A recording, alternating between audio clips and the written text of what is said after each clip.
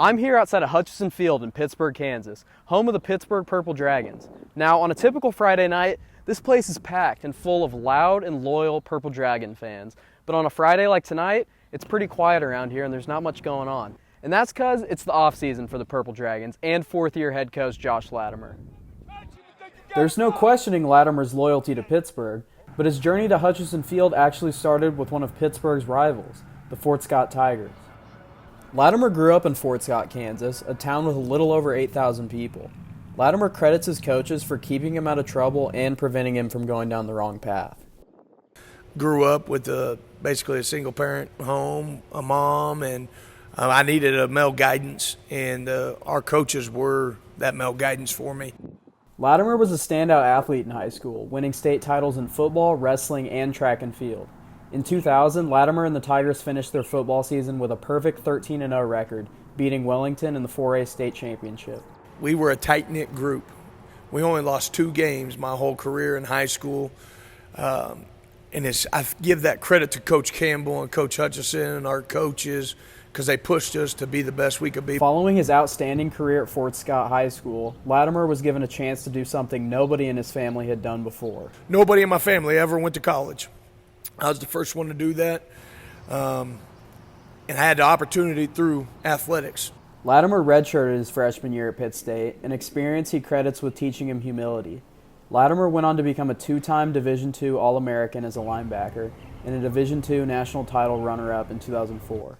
Around Lattimer's sophomore year at Pitt State, he realized he wanted to go into coaching after his playing career ended.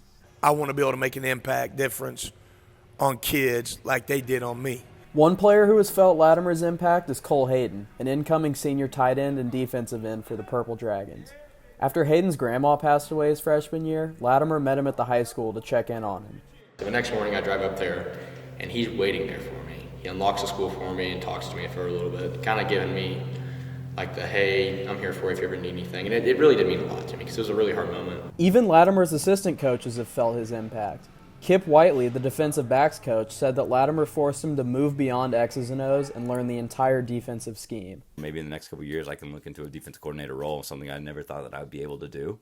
But without him and his guidance, it wouldn't have ever been that way. Lattimer credits Chuck Broyles, Pitt State's head football coach for over 20 years, with inspiring his coaching philosophy. And a lot of things that we do here at Pittsburgh High School, or I've done in the past in my coaching career over 21 years, were a direct reflection of what he did. One of the core tenets of Lattimer's program is an acronym used on and off the field called DAT, which stands for Discipline, Accountability, and Toughness. Be disciplined in the classroom and hold yourself accountable to turn your work in. And it is tough to be able to do that as a student athlete.